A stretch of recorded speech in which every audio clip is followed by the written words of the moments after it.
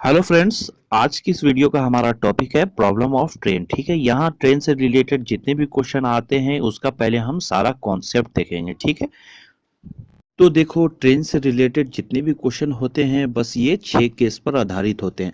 अगर ये 6 केस को आपने अच्छे से समझ लिया तो आपको किसी भी तरीके का क्वेश्चन दिया जाए आपको समझने में, इसे सॉल्व करने में कोई भी प्रॉब्लम नहीं होगी। तो चलिए शुरू करते हैं आज की वीडियो।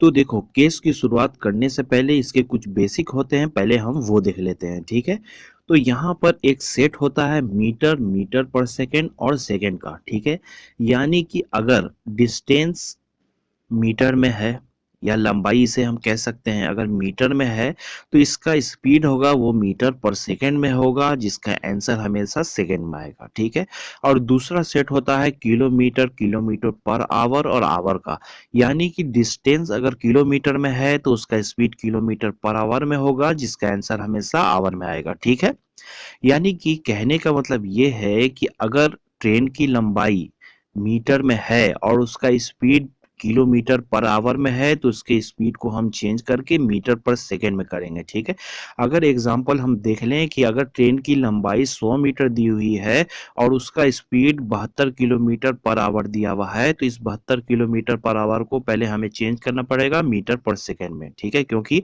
ट्रेन का लंबाई मीटर में है। तो हम कैसे चेंज करेंगे? तो यहाँ हम लिखेंगे 72 गुने करेंगे हम 5/18। ठीक है, जब हम इसे काटेंगे, सॉल्व करेंगे तो आएगा 20 मीटर पर सेकेंड। ठीक है, तो 72 किलोमीटर पर आवर को हमने जब चेंज किया मीटर पर सेकेंड में तो आ गया 20 मीटर पर सेकेंड। तो ऐसे हम चेंज करते हैं। उसी तरीके से अगर मीटर पर सेकेंड को किलोमीटर में चेंज करना हो तो हम कैसे करेंगे? तो दूसरा एग्जाम्पल हम देख लेते हैं कि 15 मीटर पर सेकेंड को हमें चेंज करना है किलोमीटर पर आवर में, तो हम क्या करेंगे? 15 गुने 18/5 हम करेंगे। ठीक है, तो इसे काटेंगे, सॉल्व करेंगे तो यहाँ हो गया 54 किलोमीटर पर आवर। ठीक है, तो ऐसे हम चेंज करते हैं मीटर पर सेकेंड को किलोमीटर में। तो ये इसके कुछ बेसिक्स थे। तो अब हम केस की शुरुआत कर सकते हैं। तो पहला केस आपके सामने है। यहाँ पहले केस में है, जब एक ट्रेन किसी आदमी, पेड़, पोल, खंबा, टावर आदि को पार करती है तो ट्रेन की लंबाई इनकी लंबाई के साथ नहीं जोड़ी जाती है। ठीक है, तो इसका एक एग्जांपल हम देखते हैं। 100 मीटर लंबी एक ट्रेन 30 किलोमीटर पर आवर के चाल से चल रही है तो रेलवे लाइन के निकट खड़े एक व्यक्ति को पार करने में कितना समय लेगी? तो चलिए इसे सॉल्व करते हैं। यहाँ हमें टाइम निकालना है। ठीक है, तो ट्रेन का एक फॉर्मूला होता है जिसका यूज हर क्वेश्चन में होता है। तो फॉर्मूला है डिस्टेंस बराबर स्पीड इनटू टाइम। ठीक है, तो डिस्टेंस, यहाँ पर डिस्टेंस की जगह हम लिखेंगे 100, क्योंकि ट्रेन की लंबाई है 100।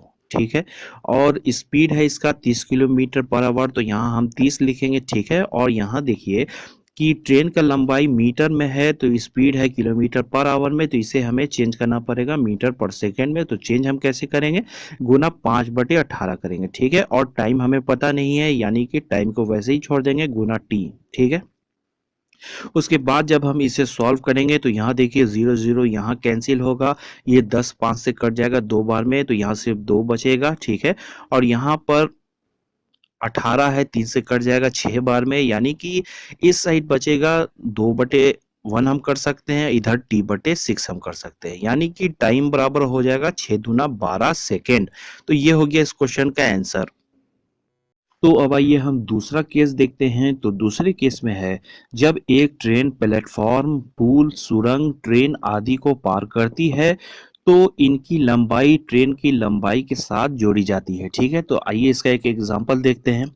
एग्जाम्पल में है 132 किलोमीटर के चाल से चल रही 110 मीटर लंबाई वाली एक रेलगाड़ी 165 मीटर लंबे एक प्लेटफॉर्म को पार करने में कितना समय लेगी? तो चलिए इसे हम सॉल्व करके देखते हैं। तो इसे सॉल्व करने के लिए हमारा फॉर्मूला होता है डिस्टेंस बराबर स्पीड इनटू टाइम। ठीक है, तो डिस्टेंस की जगह पर हम ट्रेन की लंबाई पहले से ही लिखते हैं। ठीक है, और ट्रेन की यहाँ लंबाई है 110 मीटर, तो 110 मीटर डिस्टेंस की जगह पर लिख दिया। ठीक है, और इस केस में क्या है कि अगर प्लेटफॉर्म, पुल, सुरंग और ट्रेन की लंबाई अगर दी हुई है तो इनकी लंबाई ट्रेन की लंबाई के साथ जोड़ी जाती है। ठीक है, तो यहाँ प्लेटफॉर्म का लंबाई है 165 मीटर, यानी ट्रेन की लंबाई के साथ ये जोड़ी जाएगी, तो यहाँ प्लस कर देंगे 165। ठीक है, और यहाँ ट्रेन का स्पीड है 132 किलोमीटर पर आवर, तो इसे हमें मीटर पर सेकंड में चेंज करना पड़ेगा, तो गुने 5/18। ठीक है, टाइम हमें निकालना है तो गुने में टाइम वैसे ही रहने देंगे। ठीक है, तो उसके बाद यहाँ देखिए 6 से 18 3 बार में कटेगा और 6 से 132 22 बार में कटेगा। ठीक है, और 275 5 से 55 बार में कट जाएगा। ठीक है, और यहाँ 11 से 2 बार में 22 कटेगा और 11 से 5 बार में 55 कट जाएगा। ठीक है, तो यहाँ हो जाएगा टी बराबर 5 दिए 15, 15/2। ठीक है, यानी कि टाइम बराबर हो जाएगा 7.5 सेकेंड। इस क्वेश्चन का हो जाएगा ये आंसर। तो अब आइए हम तीसरा केस देखते हैं। तो तीसरे केस में है, जब दो ट्रेन एक ही दिशा में चल रही है तो दोनों ट्रेन के चाल को घटाया जाता है, जबकि दोनों ट्रेन की लंबाई हमेशा जोड़ी जाएगी। ठीक है, तो आइए इसका एक एग्जांपल देख लेते हैं। तो एग्जांपल है, दो ट्रेन जिसकी लंबाई 100 मीटर और 120 मीटर है, एक ही दिशा में 72 किलोमीटर पर आवर और 54 किलोमीटर पर आवर की चाल से चल रही है, तो दोनों ट्रेन एक दूसरे को पार करने में कितना समय लेगी। तो अब आइए इसे हम सॉल्व करते हैं। तो इसे भी सॉल्व करने का वही फॉर्मूला है, डिस्टेंस बराबर स्पीड इनटू टाइम। ठीक है, तो डिस्टेंस की जगह पर दोनों ट्रेन की लंबाई को हम जोड़ के लिखेंगे, क्योंकि दो ट्रेन अगर एक ही दिशा में चल रही हो या दोनों विपरीत दिशा में चल रही हो, दोनों ट्रेन का लंबाई हमेशा जोड़ा जाता है। ठीक है, तो यहाँ हम लिखेंगे 100 प्लस 120। ठीक है, और देखिए दो ट्रेन का जो स्पीड होता है, अगर एक ही दिशा में दोनों ट्रेन चल रही है तो दोनों ट्रेन का स्पीड को आपस में घटाया जाएगा। ठीक है, तो यहाँ हम 72 माइनस 54 करेंगे तो हो जाएगा 18, और ये किलोमीटर पर आवर में है तो इसे हमें मीटर पर सेकंड में चेंज करना पड़ेगा, तो गुना 5/18 हम करेंगे और टी को वैसे ही छोड़ देंगे। ठीक है, तो यहाँ 18 18 कैंसिल हो जाएगा, यहाँ बचेगा 220 बराबर 5t, यानी कि टाइम यहाँ निकल जाएगा 44 सेकेंड, जो होगा इस क्वेश्चन का आंसर। तो अब आइए हम चौथा केस देखते हैं। तो चौथा केस में है, जब दो ट्रेन उसकी विपरीत दिशा में चलती है तो दोनों ट्रेन के चाल को जोड़ा जाता है तथा दोनों ट्रेन की लंबाई को जोड़ी जाएगी। ठीक है, तो इसका एक एग्जाम्पल हम देख लेते हैं। तो एग्जाम्पल आपके सामने है, यहाँ क्वेश्चन में है, दो ट्रेन जिसकी लंबाई 137 मीटर और 163 मीटर है, विपरीत दिशा में एक दूसरे की तरफ 42 किलोमीटर पर आवर और 48 किलोमीटर पर आवर के चाल से चल रही है, तो दोनों ट्रेन एक दूसरे को पार करने में कितना समय लेगी। तो चलिए इसे हम सॉल्व करके देखते हैं। तो इसे भी सॉल्व करने का वही फॉर्मूला है, डिस्टेंस बराबर स्पीड इनटू टाइम। ठीक है, तो डिस्टेंस की जगह पर हम दोनों ट्रेन की लंबाई को जोड़ के लिखते हैं, तो यहाँ हो जाएगा 137 प्लस 163। ठीक है, और यहाँ देखिए स्पीड की जगह पर दोनों ट्रेन का जो स्पीड है उसे हम जोड़ के यहाँ लिखेंगे 42 प्लस 48। ठीक है, क्यों 42 प्लस 48 किया, क्योंकि दोनों ट्रेन जब एक दूसरे की ओर विपरीत दिशा में जब चल रही होती है तो दोनों का जो स्पीड होता है उसे हम जोड़ते हैं, यानी कि 42 और 48 को जोड़ेंगे तो 90 हो जाएगा। ठीक है, और ये किलोमीटर पर आवर में है, इसे हमें मीटर पर सेकंड में चेंज करना पड़ेगा, तो गुना 5/18 हम करेंगे। ठीक है, और गुने में टी हो जाएगा। ठीक है, तो यहाँ 90 18 से कट जाएगा 5 बार में, तो हम 5 बार में काट देंगे, तो यहाँ हो गया 300 बराबर 25t, यानी कि टाइम यहाँ हो गया 12 सेकेंड। ये हो जाएगा इस क्वेश्चन का आंसर। अब आइए हम पांचवा केस देखते हैं। पांचवा केस में है, जब एक ट्रेन उसी दिशा में पैदल चल रहे मनुष्य को पार करती है तो ट्रेन के चाल से मनुष्य के चाल को घटाया जाएगा, लेकिन ट्रेन की लंबाई के साथ मनुष्य की लंबाई शून्य होगी। तो आइए इसका एक एग्जाम्पल हम देख लेते हैं। तो एग्जाम्पल आपके सामने है, यहाँ क्वेश्चन में है, 150 मीटर लंबी एक ट्रेन 68 किलोमीटर पर आवर की चाल से चल रही है, उसी दिशा में 8 किलोमीटर पर आवर के चाल से चल रहे मनुष्य को पार करने में कितना समय लेगी। तो अब आइए इसे हम सॉल्व करते हैं। तो इसे भी सॉल्व करने का वही फॉर्मूला है, डिस्टेंस बराबर स्पीड इनटू टाइम। ठीक है, तो डिस्टेंस की जगह पर हम ट्रेन की लंबाई लिख देंगे 150। ठीक है, और स्पीड की जगह पर हम लिखेंगे 68 माइनस 8। ठीक है, यानी कि मनुष्य जिस दिशा में जा रहा है उसी दिशा में ट्रेन भी जा रहा है, यानी दोनों एक ही दिशा में जा रहा है, तो दोनों का स्पीड आपस में हम घटाया जाता है। ठीक है, तो यहाँ 68 माइनस 8 करेंगे तो हो जाएगा 60 किलोमीटर।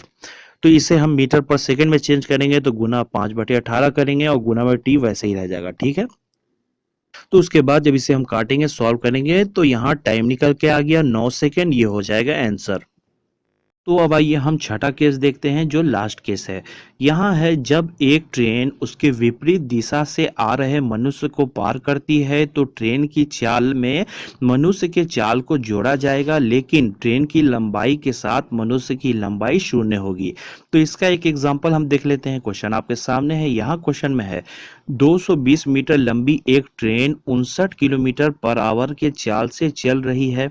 उसके विपरीत दिशा से 7 किलोमीटर पर आवर के चाल से आ रहे मनुष्य को पार करने में कितना समय लेगी। तो अब आइए इसे हम सॉल्व करते हैं। तो इसे भी सॉल्व करने का वही फॉर्मूला है, डिस्टेंस बराबर स्पीड इनटू टाइम। ठीक है, तो डिस्टेंस की जगह पर हम ट्रेन की लंबाई लिख देंगे 220 मीटर, और यहाँ स्पीड की जगह पर दोनों का स्पीड हम जोड़ के लिखेंगे 59 प्लस 7। इसलिए हमने जोड़ के लिखा क्योंकि दोनों विपरीत दिशा में चल रही है, तो दोनों का स्पीड जोड़ा जाता है हमेशा, तो दोनों को हम जोड़ेंगे तो हो जाएगा 66 किलोमीटर। ठीक है, तो ये किलोमीटर पर आवर में है, तो इसे हमें मीटर पर सेकंड में चेंज करना है, तो गुना हम 5/18 करेंगे और गुने में टी वैसे ही रह जाएगा। ठीक है, तो इसके बाद इसे जब हम काटेंगे सॉल्व करेंगे तो यहाँ निकल के आया टी बराबर 12 सेकेंड, जो इस क्वेश्चन का होगा आंसर। तो आज का वीडियो यहीं तक था दोस्तों। यहाँ हम लोगों ने ट्रेन से रिलेटेड जितना भी इसका कॉन्सेप्ट था वो हमने पूरा समझ लिया है। नेक्स्ट वीडियो से इसके हम क्वेश्चन को सॉल्व करेंगे।